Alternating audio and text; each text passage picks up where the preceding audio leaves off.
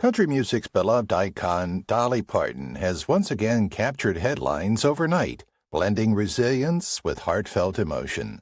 Following the heartbreaking loss of her husband, Carl Dean, earlier this year, Dolly has been navigating health challenges while still finding ways to connect with fans through her music, family, and inspiring messages. From rescheduling her Las Vegas residency to sharing touching holiday moments with her sister Rachel, Dolly proves that even in sorrow, her spirit shines. With a New Year's message wishing fans more blessings than you can count, she reminds the world why she remains the Queen of Country. Candice Bergen's quiet retirement was hiding something bigger. Candice Bergen was neither retired nor disappeared, despite persistent assumptions to the contrary. Throughout 2024 and 2025, her public presence has been selective by design, an exercise in control rather than withdrawal. She surfaced pointedly at the Emmy Awards in September 2024 with a sharp political aside referencing J.D. Vance, jokingly punctuated with a meow, a moment that deliberately echoed Murphy Brown's 1992 confrontation with Dan Quayle over single motherhood. 3 months later, in a December 2024 appearance with Charlie Rose, Bergen spoke warmly and reflectively about Murphy Brown, reaffirming her connection to the work without signaling a return to the spotlight. The pattern is intentional. Bergen has not stepped back from relevance. She has narrowed visibility to moments that align with intelligence, authorship, and purpose. That instinct is rooted in a career shaped as much by journalism as acting. In the 1960s, Bergen worked as a photojournalist, contributing to Life, Vogue, and Playboy, and later declined opportunities at 60 Minutes, resisting a full pivot into broadcast journalism while never fully abandoning its principle. That dual identity, observer and performer, has always informed her choices. Importantly, this recalibration is a privilege earned, not assumed.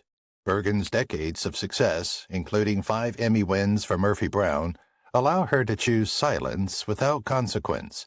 There is no hidden comeback or strategic disappearance underway. Instead, she has continued writing privately, supporting press freedom initiatives, and engaging in political advocacy without attaching her name to every effort.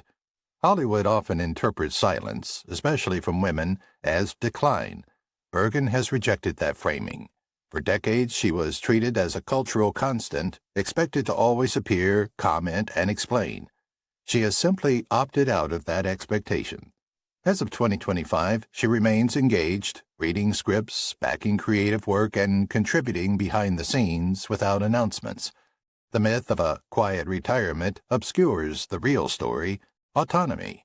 Candice Bergen didn't vanish. She narrowed the frame, and in doing so, she modeled a rare ending, one that doesn't need applause to feel complete.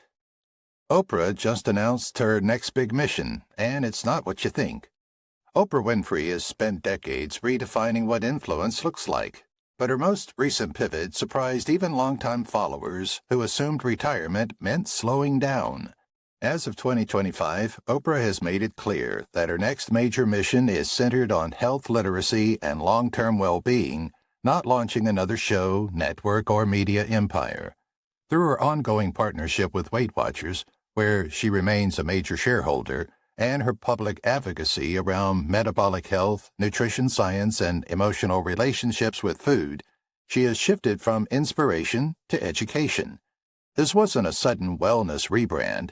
Oprah has openly discussed her lifelong struggles with weight, shame cycles, and diet culture, and in late 2023, she publicly acknowledged using medically approved GLP-1 weight loss medication, deliberately breaking stigma rather than selling a miracle narrative. What caught people off guard was her insistence that the real issue isn't body size, but access to accurate information, compassionate healthcare, and realistic expectations, especially for aging populations. At the same time, she has doubled down on her girls' education initiatives in South Africa, reaffirming that philanthropy, not entertainment, remains her core legacy goal. Unlike earlier eras where Oprah was the message, she now positions herself as a translator, bringing complex medical and social topics to mainstream audiences without oversimplifying them.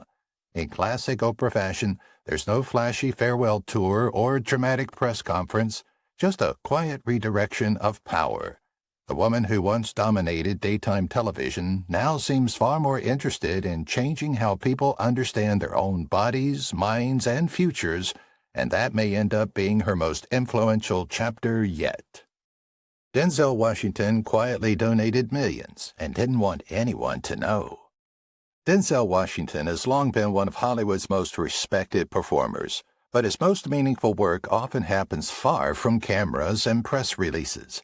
Over the years, Washington has quietly donated millions of dollars in aggregate to education, veterans causes, and community programs, usually without attaching his name. One of the clearest examples came through his sustained support of Fisher House Foundation, which builds homes near Virginia and military hospitals so families can stay close to injured service members. Washington has publicly confirmed his backing of the organization, yet rarely discusses the scale of his contributions. He has also funded college scholarships, most notably covering tuitions for students at Fordham University, his alma mater, including paying for acting students who were unaware he was the donor until after graduation. Another lesser-known chapter connects directly to his film work. After portraying Professor Melvin B. Tolson in The Great Debaters, Washington helped revive and financially support Wiley College's historic debate program, honoring the real students whose story inspired the film. What makes these acts stand out isn't just the money, but the method. No splashy galas, no branding campaigns, and no viral philanthropy tours. Washington has repeatedly said he believes giving should be private, once remarking that the most important parts of generosity happen when nobody's watching. As of 2025, he continues to support faith-based initiatives, arts education, and youth mentorship programs with the same low-profile approach. In an era where celebrity charity is often performative, Denzel Washington's legacy of quiet giving may be one of the most powerful roles he's ever played. Laura Dern's recent speech sparked a movement in Hollywood. Laura Dern delivered one of the most quietly catalytic speeches of 2025 when she was honored as InStyle's Imagemaker Woman of Impact, and the industry reaction made it clear it was more than an acceptance moment. It was a reset. Introduced by Adam Sandler and George Clooney, Dern used the platform not to celebrate individual success, but to reframe influence itself. She spoke movingly about creative partnership and family, praising Clooney's marriage to Amal Clooney and Sandler's devotion to his wife, Jackie, grounding her message in empathy rather than abstraction. What resonated most was Dern's articulation of storytelling as rebellion. She credited filmmakers who welcomed women's voices not as favors, but as discoveries, shifts that transformed entitlement into responsibility and reshaped what power could look like on set. Accepting the award, she described carrying it forward not as validation, but as inspiration, as an artist, producer, and mother committed to ensuring the next generation no longer has to refuse outdated roles simply to survive. From an industry standpoint, the speech landed because it was specific. Rather than euphemisms or slogans, Dern outlined practical actions, transparent crediting, inclusive hiring at decision-making levels, and addressing problematic behavior in real time instead of retroactively. Workplace culture research consistently shows that norms change fastest when peers speak early, not loudly, a principle Dern embedded directly into her remarks. Clips of the speech circulated widely because they were emotionally precise without being accusatory. Colleagues echoed her language in subsequent interviews and panels, not as defense, but as adoption, evidence that the message functioned as a blueprint rather than a reprimand. The timing mattered. With Hollywood recalibrating after labor strikes, Dern's words arrived when structural reflection was already underway. As 2025 unfolded, the impact became visible in tone shifts across conversations, fewer euphemisms, more directness, and a growing expectation that leaders model accountability. The movement Dern sparked wasn't a campaign launch or viral slogan. It was permission. permission to say the quiet part early, together, and to recognize that professionalism, when practiced honestly, can itself be an act of rebellion. Clint Eastwood's last public appearance left fans in tears. Clint Eastwood has never been drawn to sentimentality, which is why his rare public appearances in recent years have resonated so deeply. One such moment came in April 2024 when Eastwood appeared at an event honoring Jane Goodall. The appearance was brief, understated, and steady, yet emotionally charged precisely because it resisted spectacle. There was no speech framed as farewell, no orchestration of nostalgia, just presence. That restraint is what lingered. Notably, the moment was not tied to a film promotion. When Juror Number 2 closed AFI Fest on October 27, 2024, Eastwood was absent. Instead, stars Nicholas Hoult and Toni Collette delivered a tribute from the stage, ending with a simple, "We love you," a gesture that carried weight precisely because it filled the space he left. Eastwood himself offered no commentary, no future tease, and no insistence that more work was coming. That silence has been misread by some as retreat. Eastwood has rejected that framing. In a June 2025 interview with Courier, at age 95, he spoke bluntly about working as long as one continues to learn, dismissing nostalgia for repetition while criticizing Hollywood's obsession with remakes. The implication was clear. Continuation only matters if curiosity remains. Context matters. Eastwood's directing legacy, more than 40 films, has always favored efficiency over excess, few takes, calm sets, and preparation over spectacle. The same philosophy shaped the endings of films like Unforgiven and Gran Torino, where exits are quiet, resolved, and deliberately unadorned. That sensibility now appears reflected in real life. Harrison Ford finally addressed those Indiana Jones rumors. Harrison Ford has spent decades dodging retirement rumors almost as skillfully as Indiana Jones dodges booby traps, but in 2024 and 2025, he finally addressed the speculation head-on. The confusion largely stemmed from Indiana Jones and the Dial of Destiny, 2023, which was widely marketed as his final outing with the fedora. Ford confirmed in multiple interviews that this chapter of Indiana Jones is indeed over for him. No secret sequels, no surprise cameos, and no digital de-aging returns. However, he was equally clear about what wasn't ending: his acting career. Ford emphasized that stepping away from Indiana Jones doesn't mean stepping away from storytelling. In fact, he's remained consistently busy, earning critical praise for his comedic dramatic turn in Shrinking, where his portrayal of a gruff therapist dealing with Parkinson's disease earned him major awards attention well into 2024. Nerdy franchise context, Ford has always insisted that iconic characters should age realistically or bow out entirely, a philosophy he famously applied to Han Solo long before The Force Awakens made it canon. That same logic guided his Indiana Jones decision. He felt the character deserved a proper ending rather than an endless extension. Ford also dismissed rumors of studio pressure or creative disagreements, stressing that the decision was mutual and thoughtfully planned. As of 2025, he's still actively choosing roles based on curiosity rather than legacy management, joking that retirement would interfere with his ongoing interest in not being bored. In classic Harrison Ford fashion, the truth turned out to be less dramatic than the rumors, but far more definitive. Angela Bassett's acceptance speech went viral for all the right reasons. Angela Bassett has delivered powerhouse performances for decades, but in early 2024, it was her words, not a role, that captured global attention. When Bassett accepted her honorary Oscar at the 14th Governor's Awards on January 9th, her speech went viral not for controversy or theatrics, but for its clarity, gratitude, and historical precision.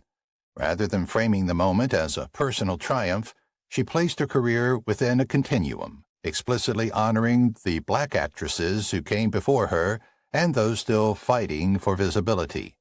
She referenced Hattie McDaniel's historic first Academy Award win and the fact that Halle Berry remains the only black woman to have won Best Actress, grounding her remarks in documented industry reality rather than abstraction. What resonated most was Bassett's refusal to dramatize struggle.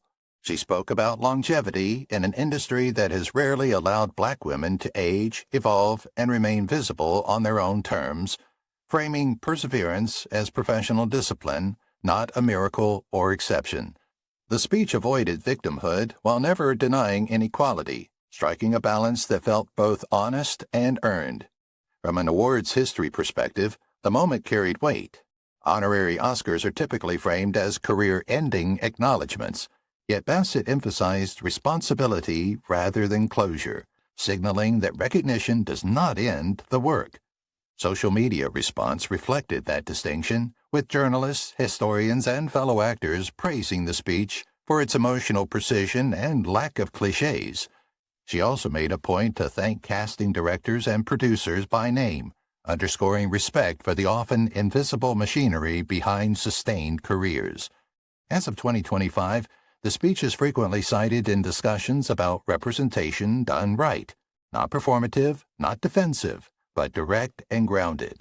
In an awards season often dominated by spectacle, Angela Bassett demonstrated that dignity, when articulated with historical awareness, can be just as powerful and far more lasting. Bruce Springsteen just opened up about his health. Fans were shocked. Bruce Springsteen built his reputation on endurance, 3-hour shows, no set lists taped to the floor, and a touring schedule that would exhaust artists half his age.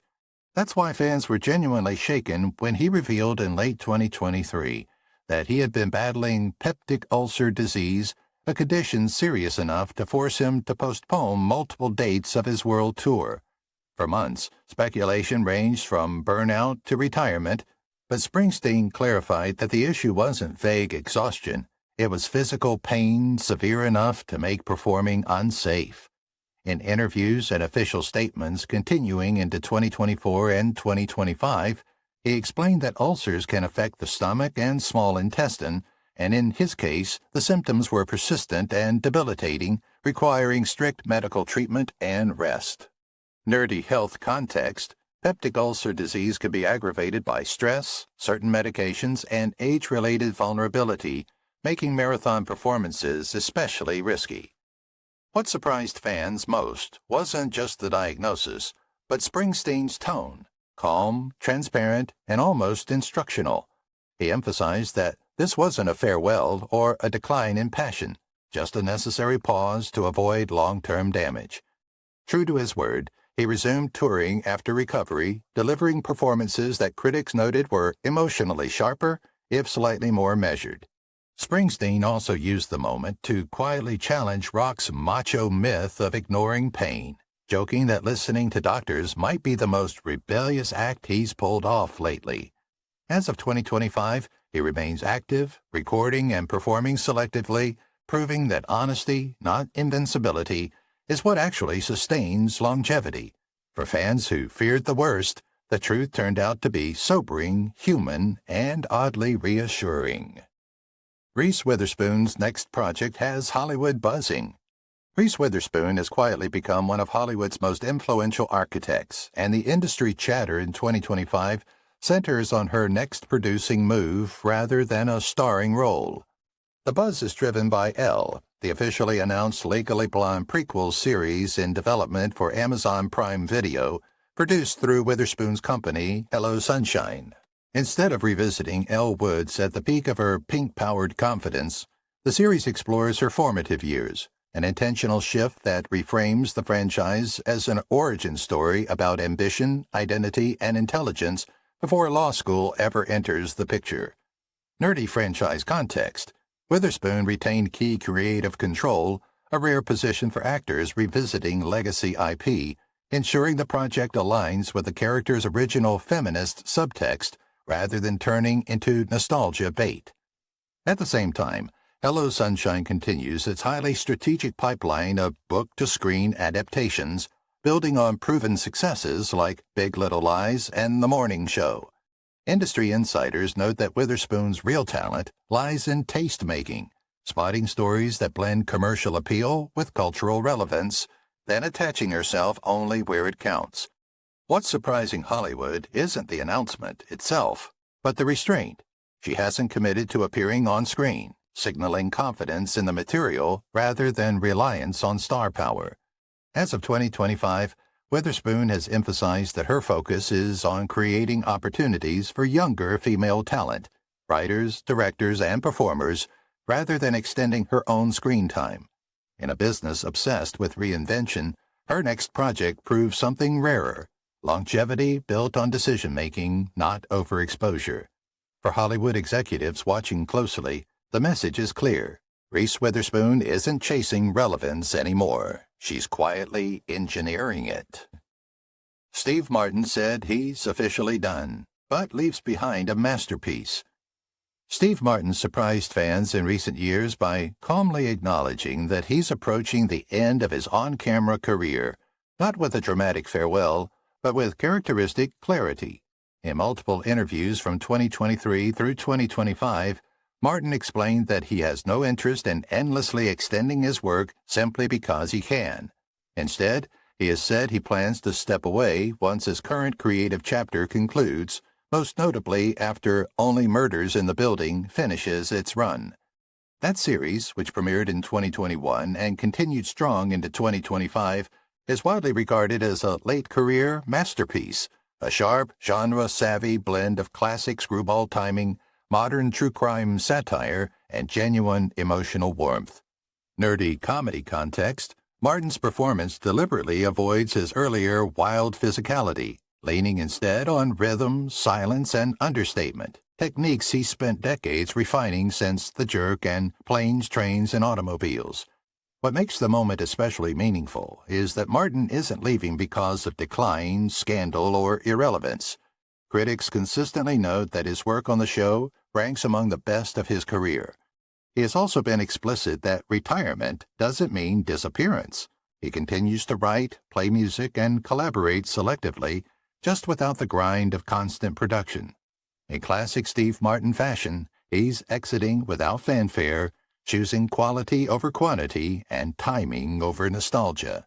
For an artist who helped redefine American comedy multiple times, leaving behind a final act this sharp feels intentional. He didn't just stop, he finished the sentence perfectly. Jennifer Aniston's latest interview has the internet talking again. Jennifer Aniston has given hundreds of interviews over 3 decades, but it was her candid 2022 Allure interview that reignited public conversation in a way none of her Friends retrospectives or relationship headlines ever had. Speaking with rare precision, Aniston addressed years of speculation surrounding motherhood, fertility, and the damaging myths that followed her throughout her adult life. She revealed that she had spent nearly 2 decades trying to conceive, undergoing IVF treatments, and even experimenting with traditional remedies like Chinese teas, details she had never publicly shared. The disclosure directly challenged tabloid narratives that framed her as a selfish career woman who chose work over children, a storyline repeatedly recycled during and after her marriages to Brad Pitt and Justin Theroux. What made the interview resonate wasn't anger, but clarity. Aniston calmly labeled those narratives as absolute lies, explaining how her identity had been relentlessly reduced to marriage timelines and baby rumors, despite deeply personal medical realities. She also expressed regret that she hadn't been given earlier, accurate information about options like egg freezing, a reflection many women identified with immediately. From a media history perspective, Aniston's voice carries unusual authority. She was one of the earliest modern celebrities shaped more by paparazzi economics than studio-controlled publicity, giving her a front-row view of how speculation replaces truth when silence is imposed. The response to the interview was overwhelmingly supportive, reframing her public image not as defensive but as self-authored. By 2025, that recalibration was evident. In interviews with Harper's Bazaar and Elle, Aniston spoke about producing selectively, continuing the morning show into season 4, developing an adaptation of I'm Glad My Mom Died, and even admitting that the idea of Broadway both terrifies and thrills her. While Friends continues to attract new generations, Her creative satisfaction now comes from restraint rather than saturation. The moment resonated because it wasn't nostalgic or reactive. Jennifer Aniston didn't reveal a scandal. She drew a boundary. In today's celebrity ecosystem, that quiet line drawing may be her boldest statement yet. Kelsey Grammer's comeback role is winning over even his critics.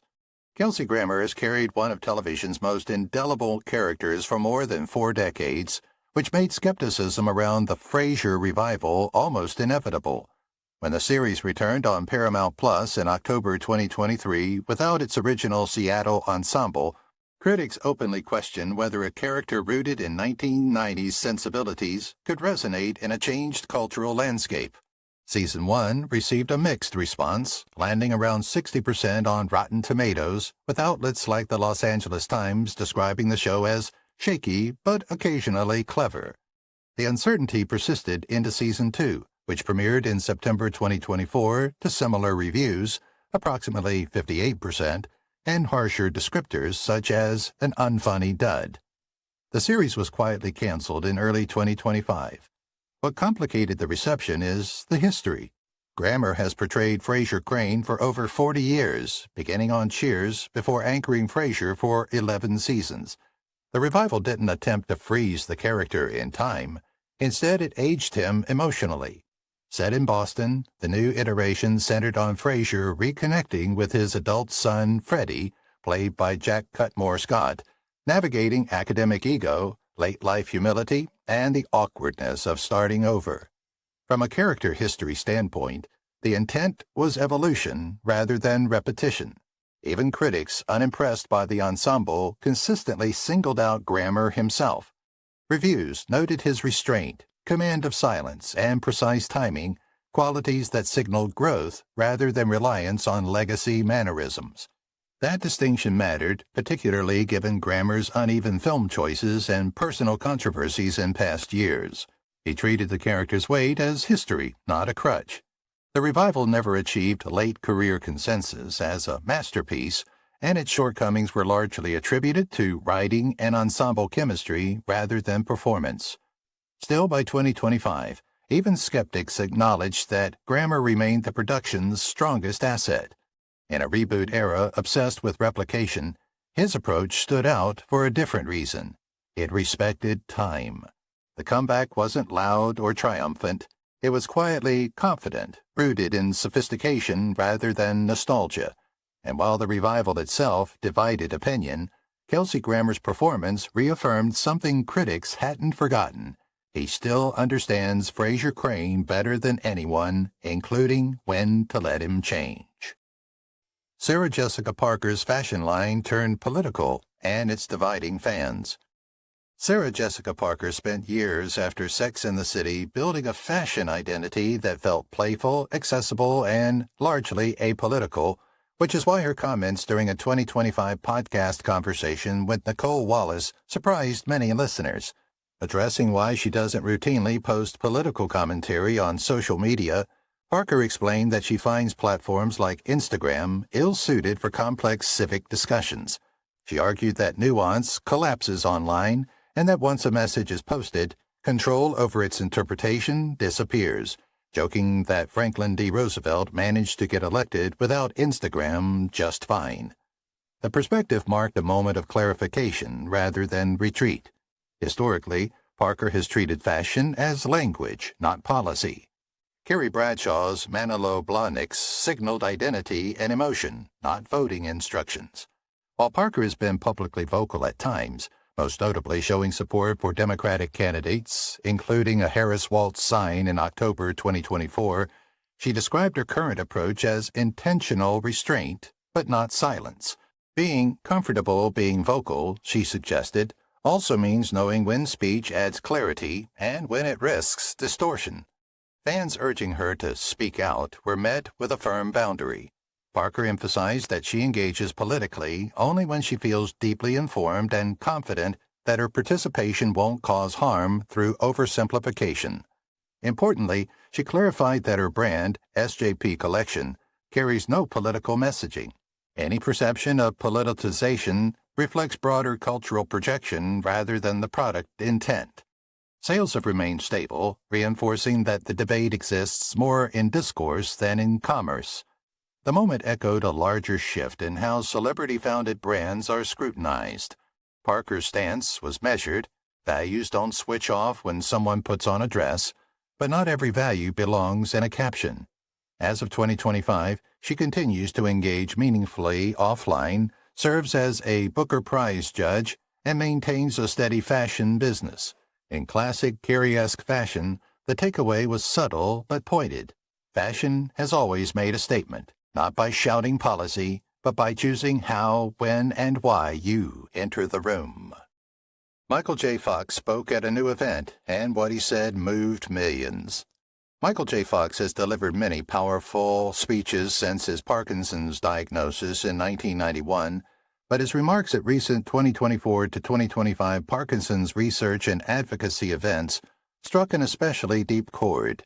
Speaking as both a patient and a longtime advocate, Fox focused less on inspiration cliches and more on measurable progress, clinical trials underway, biomarkers improving early diagnosis, and why sustained funding still matters. What resonated most was his candor about uncertainty. He acknowledged that Parkinson's remains unpredictable and incurable, yet emphasized that the science has never been closer to life-changing breakthroughs. Nerdy research note: through the Michael J. Fox Foundation, more than $1 billion has been directed toward Parkinson's research globally, with a heavy emphasis on open data collaboration, an approach that has accelerated drug development timelines across institutions. Fox also spoke about dignity and agency, explaining that optimism doesn't mean denial. It means choosing participation over withdrawal. He used humor sparingly, joking that stubbornness, once a career liability, turned out to be an asset, before pivoting back to accountability, urging policymakers and donors to treat neurological disease with the same urgency as cancer and heart disease. Clips of the speech spread rapidly online, not because of theatrics, but because of precision. Every claim was grounded in real research milestones, every hope tied to a plan. As of 2025, Fox continues to limit acting while expanding advocacy, proving that stepping back from one spotlight can amplify another.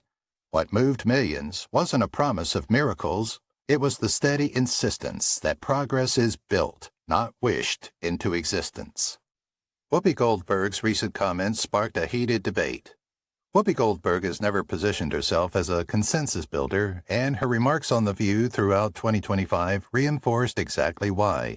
During multiple episodes addressing free speech and cultural sensitivity, Goldberg revisited the controversy surrounding late 2024 comments defending Jimmy Kimmel against what she described as overreach and silencing pressures. In a September 22 discussion, she argued that speech cannot be selectively protected, saying that no authority should decide whose voice is acceptable and whose is not, framing free expression as a universal right rather than a partisan tool. The remarks quickly went viral, with critics accusing her of supporting free speech only when it benefits certain voices, while supporters praised her insistence on nuance in what she described as an outrage-driven media climate. The reaction was sharply divided. Supporters saw her comments as a defense of open dialogue in an era increasingly shaped by fear of backlash, while critics argued that her framing risked minimizing the real-world consequences of harmful language. The debate intensified when Goldberg emphasized that disagreement itself is not dangerous, warning that meaningful conversation collapses when people self-censor out of fear rather than engage in good faith. Context matters here. Goldberg's perspective is shaped by an unusually long view of cultural standards, spanning boundary-pushing stand-up in the 1980s, an EGOT-winning career, and nearly 3 decades as a daily live television host. As clips circulated online, often stripped of context, Goldberg openly criticized the way social media flattens complex arguments into moral sound bites.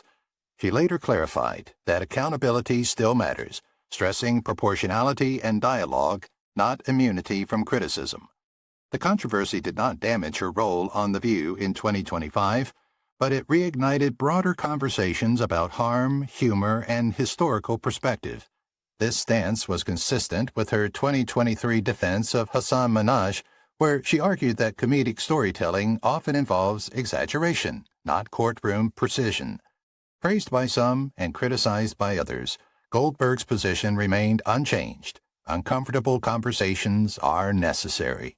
She has never aimed to be agreeable, only honest, even when that honesty gets loud.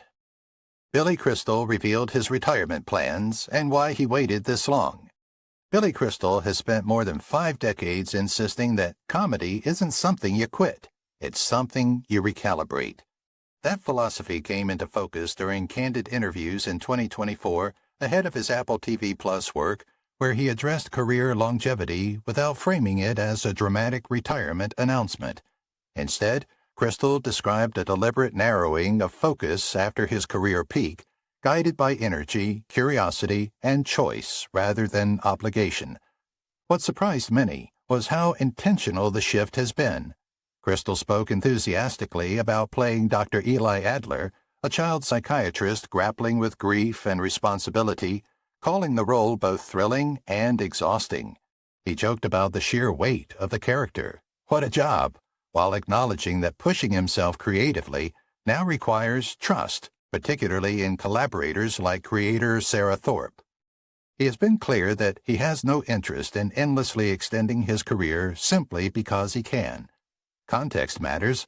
Crystal's stamina was forged through live performance at the highest level, hosting the Academy Awards 9 times, a role demanding improvisation, timing, and endurance. Today, he applies that same principle selectively, choosing projects that justify the physical and emotional investment. He also explained why he waited so long to discuss slowing down at all, honoring long-standing commitments, navigating pandemic-era shutdowns that stalled live theater and comedy for years, and allowing the industry to stabilize before reassessing. Personally, Crystal has spoken about valuing family time, grandchildren, and creative autonomy more deeply as he's aged. Importantly, this isn't an exit from relevance. He continues to write, collaborate, and lend his voice to projects such as Monsters at Work Season 2 in 2024, while remaining active within the industry, teasing continued involvement following his 2025 SAG Life Achievement recognition. There was no fanfare, no sentimental farewell, just a practical, self-aware recalibration. After a career built on impeccable timing, Billy Crystal knows something crucial. The best punchlines land hardest when you don't overstay them. Goldie Hawn just shared a rare family story that made headlines. Goldie Hawn has long been associated with joy, lightness, and infectious laughter, which is precisely why a story she shared during a 2024 podcast appearance with Kelly Ripa startled so many listeners. Speaking candidly, Hawn revealed details of 2 separate home invasion experiences that profoundly shaped her relationship with fear and safety as an adult. In 2020, burglars broke into her Los Angeles home, stealing valuables and ransacking her closet. 4 months later, while she was alone upstairs, she heard a sudden thump, what she described as a sonic boom, as intruders attempted to enter her bedroom. The incident left a lasting psychological imprint, triggering persistent anxiety and hypervigilance. Hawn admitted she now keeps security present at all times, remarking bluntly that Los Angeles no longer feels safe to her. The revelation reframed her public persona. Rather than contradicting her lifelong optimism, the story clarified it. Hawn connected these adult fears to earlier trauma, including panic attacks she began experiencing at age 11 after watching a film about the atomic bomb. Those episodes followed her into adulthood, leading her to therapy and transcendental meditation under Maharishi Mahesh Yogi. The anxiety resurfaced after 9/11, ultimately motivating her to found Mind Up, a preventive mental health initiative focused on emotional regulation, brain breaks, and kindness in children. From a psychological standpoint, Hawn's experiences align with well-documented trauma responses, including heightened vigilance following repeated threats. By sharing the story publicly, she emphasized that happiness is not denial, it is discipline. Fans responded with praise, noting how the admission normalized the idea that joy and darkness can coexist without canceling each other out. As of 2025, Han continues speaking about mental health with clarity and restraint, framing healing as ongoing rather than performative. The story resonated not because it was dramatic, but because it was honest. For someone long defined by lightness, Goldie Hawn revealed that choosing joy again and again can sometimes be the bravest response to fear. Sigourney Weaver's return to sci-fi is already creating buzz. Sigourney Weaver is once again at the center of sci-fi conversation, and this time the excitement isn't driven by nostalgia alone. As of 2025, Weaver's continued involvement in James Cameron's expanding Avatar universe, particularly the upcoming Avatar Fire and Dash, has reminded audiences why she remains one of the genre's most intellectually grounded performers. Unlike many legacy stars who return to sci-fi for quick cameos, Weaver's role in the Avatar sequels required a radical creative leap, portraying Kiri, a Na'vi teenager, through performance capture. Nerdy technical note: this meant Weaver, in her 70s, trained extensively in motion capture acting, underwater breath control, and physical movement to convincingly embody a character decades younger, a challenge few actors of any age attempt. The buzz stems from how natural the result feels. Critics and fans alike noted that her performance avoided gimmickry and leaned into emotional curiosity, echoing the grounded intelligence she brought to Alien's Ellen Ripley. What's especially striking is how Weaver frames this return, not as reclaiming sci-fi royalty, but as continuing a conversation about humanity, ecology, and responsibility, themes Cameron has emphasized across the franchise. She has spoken openly about being drawn to science fiction when it treats imagination as a moral laboratory rather than a spectacle.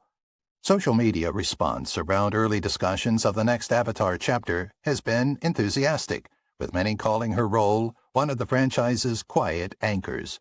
As of 2025, Weaver shows no interest in repeating herself, but she clearly hasn't abandoned the genre she helped legitimize.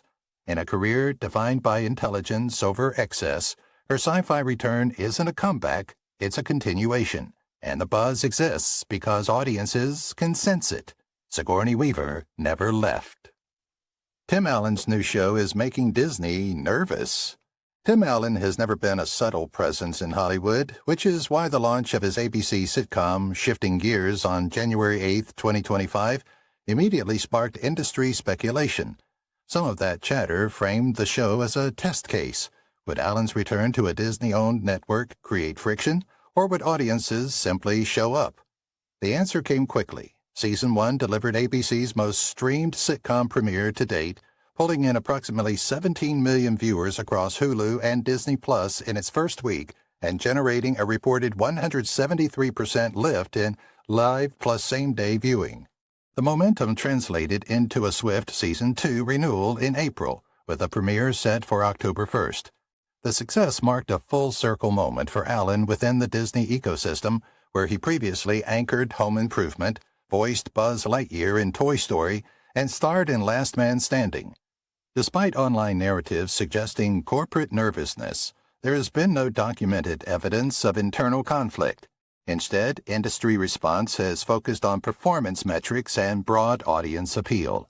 From a television business standpoint, the outcome makes sense. ABC's multi-camera sitcoms are built around advertiser comfort and tonal stability, and Shifting Gears leans firmly into character-driven comedy rather than culture war commentary. The series centers on family dynamics, generational clashes, and workplace relationships, classic Allen territory, featuring an estranged daughter returning home with her children, set against the backdrop of a garage restoration business. The ensemble cast, including Kat Dennings, Sean William Scott, and Daryl Mitchell, reinforces that focus. Insiders watched closely for political signaling and didn't find it. While Allen is publicly outspoken about his conservative views, and speculation has lingered since Last Man Standing's 2017 cancellation, the 2025 reality is simpler. The show is thriving. Disney's approach appears pragmatic, separating talent from ideology when the numbers support it. In the end, the story isn't about controversy, it's about television economics.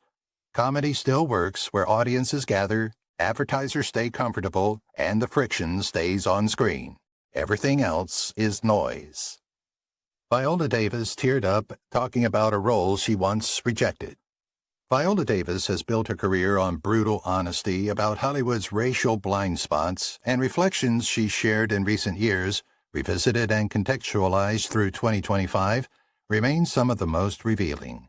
Davis has spoken openly about roles she lost or rejected early in her career because she was told she wasn't pretty enough, a coded assessment rooted in colorism rather than craft. At the 2022 Cannes Film Festival, she described the emotional toll of being repeatedly boxed into narratives that framed dark-skinned black women through pain without agency, mothers of gang members, background figures, or moral lessons rather than fully realized leads. One anecdote still stings, a director casually calling her by a maid's name, Louise, a microaggression that underscored how invisibility often masquerades as opportunity. The professional cost was real.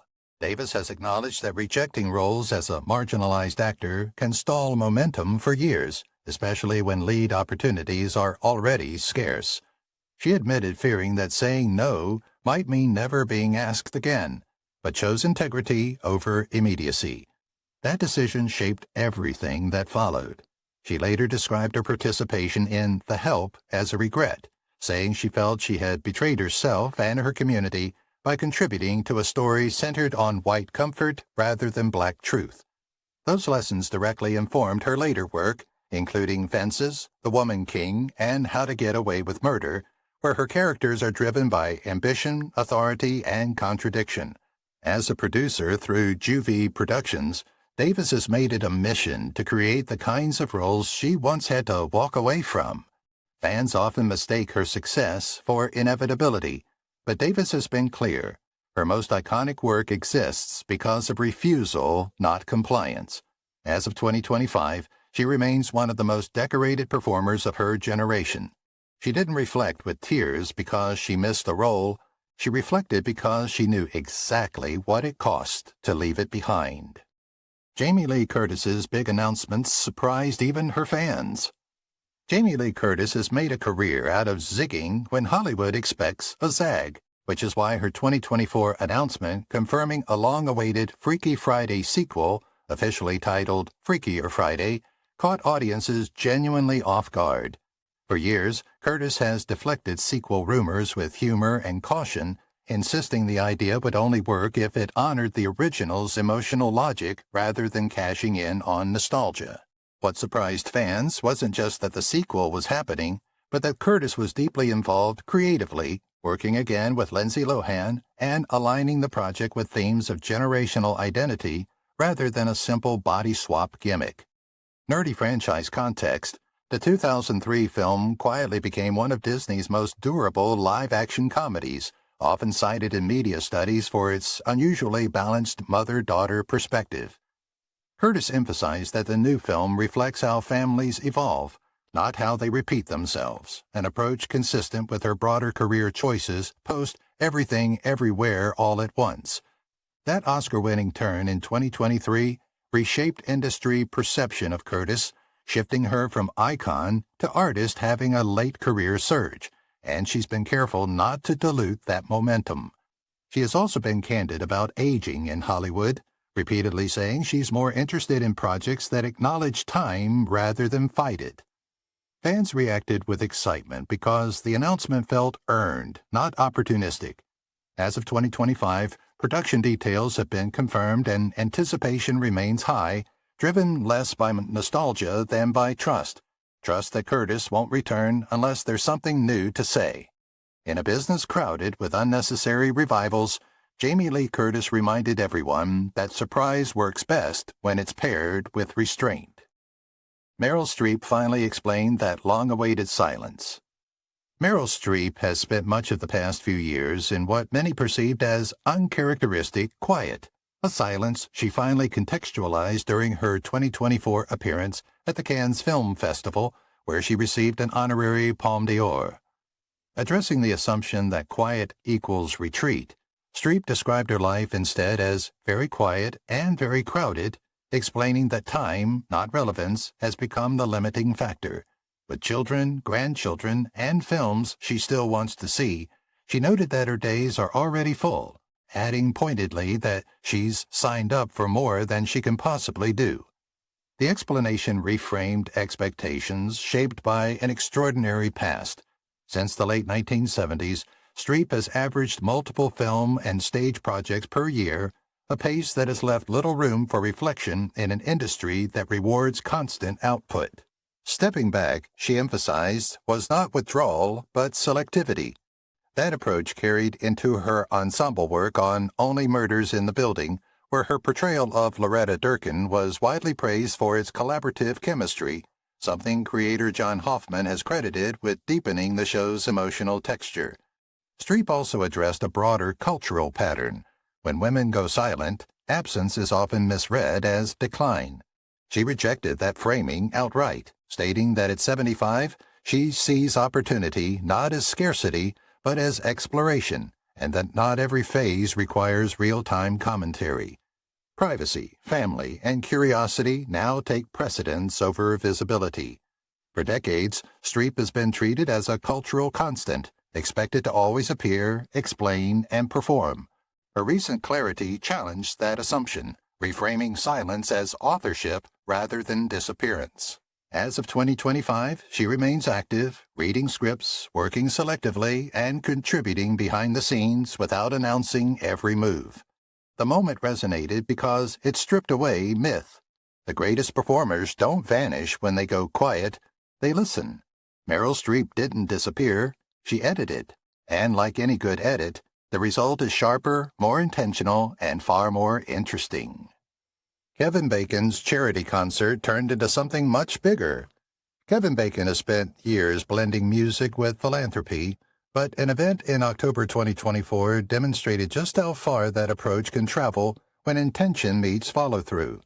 What began as a Bacon Brothers concert on October 12th at the Reston, Washington West Film Festival quietly evolved into a broader community impact effort that extended well beyond the stage. Through Bacon's nonprofit 6degrees.org, which connects grassroots organizations with visibility, funding, and celebrity amplification, the concert became a catalyst rather than a conclusion. The following day, the festival partnered with Virginia Kids Belong for an hands-on kit-building initiative supporting foster children, bringing attendees, nonprofits, and sponsors into direct participation. What surprised observers, and Bacon himself, was how the momentum carried forward. Rather than peaking with ticket sales, the event sparked continued awareness, volunteer sign-ups, and recurring donations in the weeks that followed. From a philanthropy standpoint, this reflects a network giving model where visibility and sustained engagement matter more than the initial fundraising total. Bacon addressed the outcome with characteristic humility in interviews, noting that music lowers barriers. People show up for a show, then stay because the cause becomes personal. The moment also highlighted a shift in how his public persona is understood. Once synonymous primarily with box office success and the 6 Degrees of Kevin Bacon game, he is now equally recognized for results-driven charitable work rooted in logistics, partnerships, and consistency. There was no grandstanding, no political framing, just coordination and follow-through. Fans responded positively because the effort felt organic rather than performative. As of 2025, Bacon continues to use live music as a fundraising and engagement tool, emphasizing that sustained commitment matters more than spectacle. The concert became something bigger, not because it went viral, but because it worked.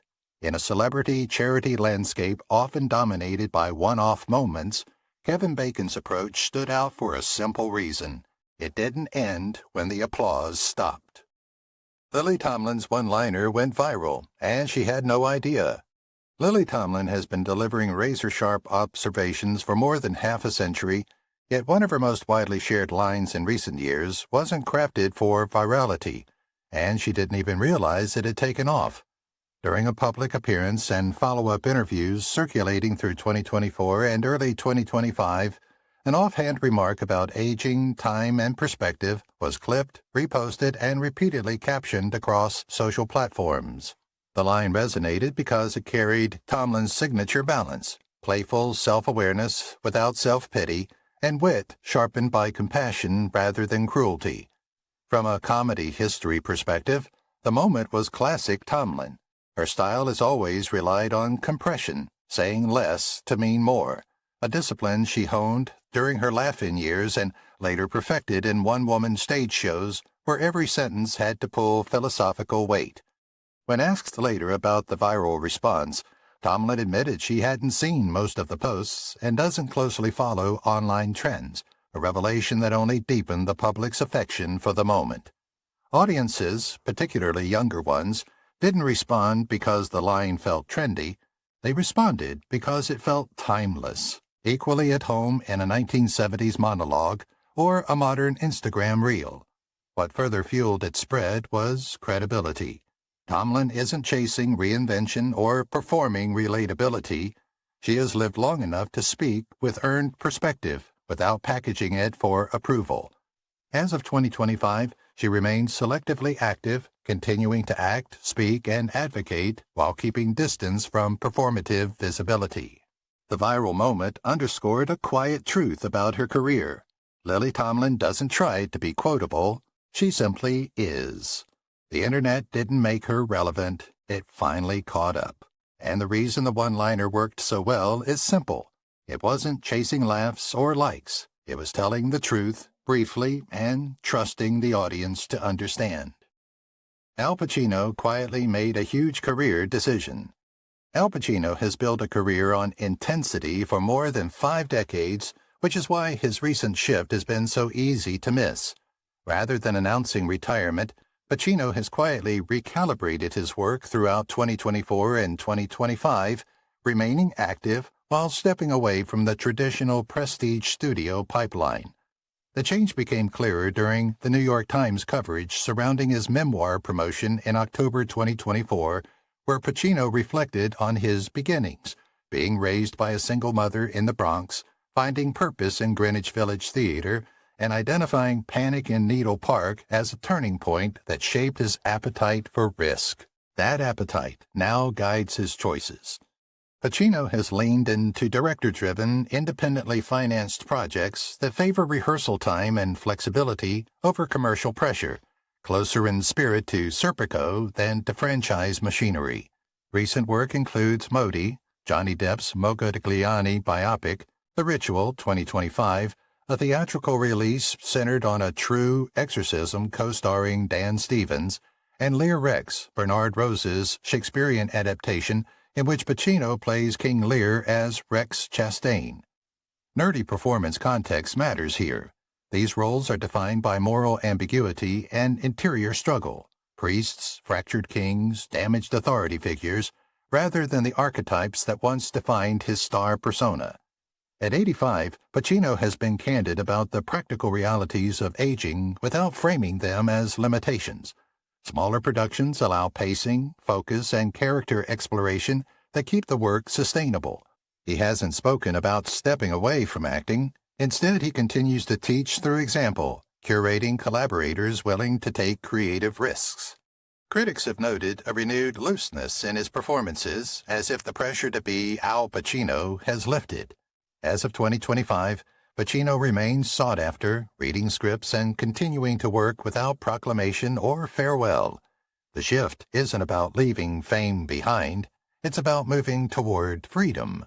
For an actor whose career was built on control, force, and command, choosing quiet may be the boldest decision he's ever made. Julia Louis-Dreyfus's new comedy is based on a real loss. Julia Louis-Dreyfus is best known for turning social awkwardness into high art, but her most recent comedy work carries an emotional weight rooted in real grief. In interviews throughout 2024 and early 2025, Louis-Dreyfus openly explained that elements of her newer comedic storytelling, particularly her approach to tone, pacing, and restraint, were shaped by the death of her father, billionaire philanthropist Gerard Louis-Dreyfus, in 2016. While the projects themselves aren't autobiographical, she has said that experiencing profound personal loss fundamentally altered how she understands humor. Nerdy comedy craft note, Comedy shaped by grief often relies less on punchlines and more on timing, silence, and emotional contrast, techniques Louise Dreyfus has increasingly embraced since Veep ended. She's explained that grief sharpened her awareness of absurdity, not by making life darker, but by making triviality impossible to ignore. That perspective feeds directly into her newer work, where comedy emerges from emotional honesty rather than humiliation or cruelty. Importantly, Louise Dreyfus has been careful not to market loss as a hook. The connection surfaced only because she was asked how her creative instincts changed over time. Fans and critics responded strongly because the revelation reframed her evolution, not as burnout from satire, but as growth through lived experience. She's also noted that surviving breast cancer in 2017 reinforced that shift, stripping away impatience for empty noise. As of 2025, Louise Dreyfus continues to choose comedy projects that allow complexity without sentimentality, proving that laughter doesn't disappear after loss. It matures. The result isn't sad comedy or inspirational messaging. It's something rarer. Humor that understands pain exists, doesn't exploit it, and keeps going anyway. That's why the laughs land harder now. They're earned. Jeff Bridges' health update was better than expected. Jeff Bridges has always projected an easygoing calm on screen, but his real-life health journey over the past few years tested that reputation in ways few fans fully understood. Diagnosed with lymphoma in 2020, Bridges later revealed that chemotherapy severely compromised his immune system, which led to a dangerous bout of COVID-19 during treatment. For a time, the situation was genuinely life-threatening, and Bridges has since acknowledged that survival wasn't guaranteed. That's why his more recent health updates, shared in interviews through 2024 and early 2025, landed with such relief. Bridges confirmed that his cancer remains in remission and that his overall health has steadily improved, even as he continues to manage long-term effects like fatigue and lingering immune sensitivity. Nerdy medical context, post-chemo recovery often involves years of immune rebuilding, making Bridges' gradual return to acting and music especially notable rather than miraculous. What surprised fans most wasn't just that he was doing better, but how grounded his outlook remained. He openly discussed how illness reshaped his sense of time, stripping away urgency while sharpening gratitude. That perspective carried directly into his creative choices, including his return to acting in character-driven projects and continued work with the band The Abiders. Bridges also credited family support and mindfulness practices, emphasizing process over outcome, very on-brand for someone who famously played the dude, but without irony. Importantly, he avoided framing recovery as a victory narrative, acknowledging ongoing vulnerability instead. As of 2025, Bridges remains active but selective, choosing work that aligns with his energy and values. The update resonated because it resisted exaggeration. No back-to-normal claims, no inspirational slogans, just steady improvement, honest limits, and a quiet appreciation for being able to keep going. For fans bracing for worse news, the truth turned out to be better than expected, not because everything was fixed, but because Jeff Bridges was still here, still working, and still approaching life with the same unforced grace that's defined his career. Martin Short opened up about friendship, fame, and staying funny. Martin Short has spent decades playing characters larger than life, which made his recent reflections in 2024 to 2025 interviews surprisingly grounded. Speaking about longevity in comedy, Short emphasized that friendship, not fame, has been the real constant holding his career together. He openly credited long-term creative relationships, particularly with Steve Martin and the late John Candy, as anchors that kept ego in check and curiosity alive. Nerdy comedy history note, Short emerged from the same tight-knit North American comedy ecosystem that produced SCTV and Saturday Night Live, where collaboration wasn't optional, it was survival. That background, he explained, trained him to value ensemble chemistry over solo stardom. On fame, Short was blunt. He never chased it directly and never trusted it when it arrived. He described celebrity as a byproduct, not a goal, joking that attention is useful only if it gets you back on stage with people who make you better. What resonated most was his take on staying funny. Rather than trying to keep up with younger comedians, Short said he focuses on precision, timing, phrasing, and character specificity, skills that don't age out. That philosophy is evident in Only Murders in the Building, where his performance balances flamboyance with restraint, earning praise from critics who once dismissed broad comedy as outdated.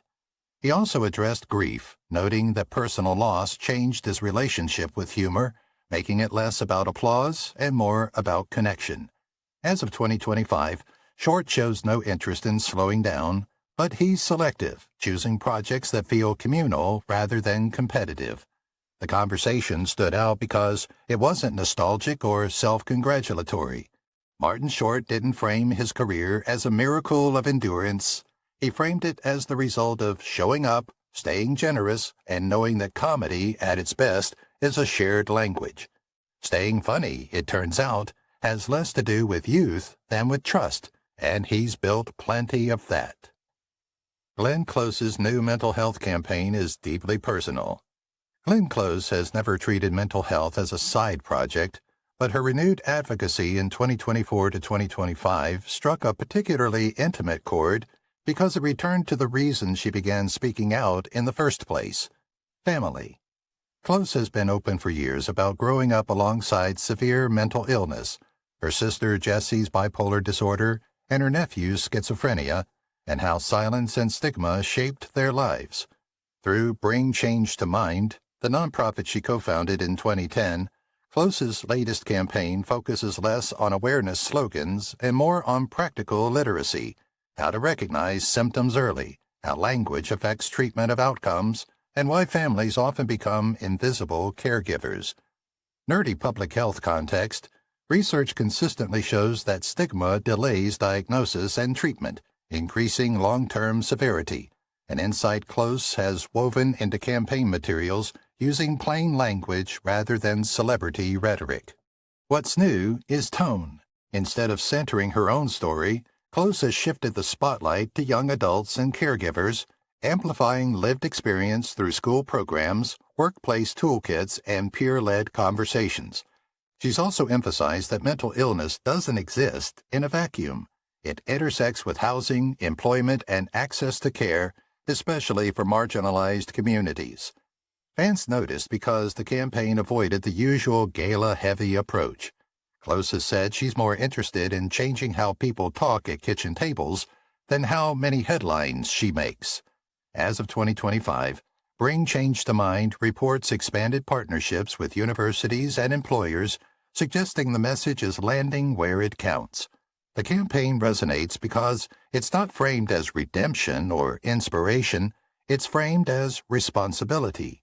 For Glenn Close, this work isn't about advocacy as image, it's advocacy as inheritance. She's using her voice not to dramatize illness, but to normalize care, compassion, and informed action. And that makes the campaign feel less like a celebrity initiative and more like a family promise kept. Eddie Murphy's Netflix comeback is a tribute to his past. Eddie Murphy has staged plenty of comebacks, but his recent Netflix resurgence stands out because it's deliberately backward-looking and surprisingly thoughtful. The centerpiece is Beverly Hills Cop Axel F., which marked Murphy's return to Axel Foley nearly 40 years after the original film helped redefine the action comedy genre. Rather than rebooting the character with irony or parody, Murphy leaned into continuity, age, and consequence. Axel isn't pretending to be young. The humor comes from experience, instinct, and the fact that Foley's personality still works even when the world around him has changed. Nerdy franchise context, the original Beverly Hills Cop, 1984, was built around Murphy's improvisational style, and Axel F. intentionally revived that rhythm, allowing Murphy space to riff instead of forcing him into modern quip-heavy pacing. The Netflix partnership also extended beyond nostalgia. Murphy has used the platform to revisit formats that shaped him: stand-up, R-rated comedy, and star-driven vehicles, after years of family-focused studio projects. His earlier Netflix stand-up special, Delirious Restoration, and subsequent film deals signaled a recalibration rather than a reinvention. What makes the comeback feel like a tribute is Murphy's acknowledgement of where his power came from: timing, voice, and cultural specificity, not spectacle. He's spoken openly about resisting the urge to update his persona for social media culture, instead trusting that craft still translates. Audience response reflects that gamble paying off. Longtime fans recognized the DNA immediately, while younger viewers discovered why Murphy once dominated both box office and comedy stages simultaneously. As of 2025, Murphy isn't chasing his past, he's curating it. The Netflix era of Eddie Murphy works because it doesn't apologize for history or worship it. It simply brings it forward, intact, confident, and still very funny. Dolly Parton makes headlines overnight. Dolly Parton has a rare ability to dominate headlines without doing anything flashy, and that's exactly what happened in 2024 to 2025 when news broke about the latest expansion of her Imagination Library, the global book gifting program she founded in 1995.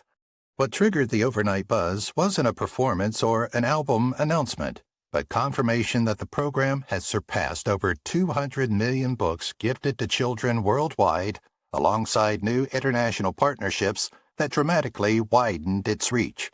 Nerdy impact context: early childhood literacy programs are statistically linked to long-term educational outcomes, and multiple independent studies have credited the Imagination Library with improving school readiness and reading frequency in participating households. The headlines hit fast because the scale is almost absurd. One country singer from Tennessee quietly running one of the most effective literacy initiatives on the planet. Parton addressed the attention with her usual mix of humility and humor, joking that she's just trying to sneak books into homes before kids know what hit 'em. She also reiterated why she prioritizes this work over touring, explaining that while music is timeless, early literacy is time-sensitive. Fans were struck by how casually she treats what would be the crowning achievement of many public figures. There was no gala, no victory lap, just updated numbers and a renewed push for community partnerships. As of 2025, the Imagination Library operates in multiple countries and continues to expand through localized funding models rather than celebrity fundraising spectacles. The moment made headlines overnight because it revealed again how Dolly Parton measures success differently. Awards gather dust, albums chart and fade, but a child's first book? That lasts. And once more, Dolly proved that the loudest headlines don't always come from the loudest actions. Sometimes they come from consistency, compassion, and doing the work long enough that the numbers speak for themselves. Thanks for watching Past Paradise, where Hollywood legends come home. If you enjoyed today's look into the topic, Dolly Parton makes headlines overnight, then don't forget to like, subscribe, and hit that bell.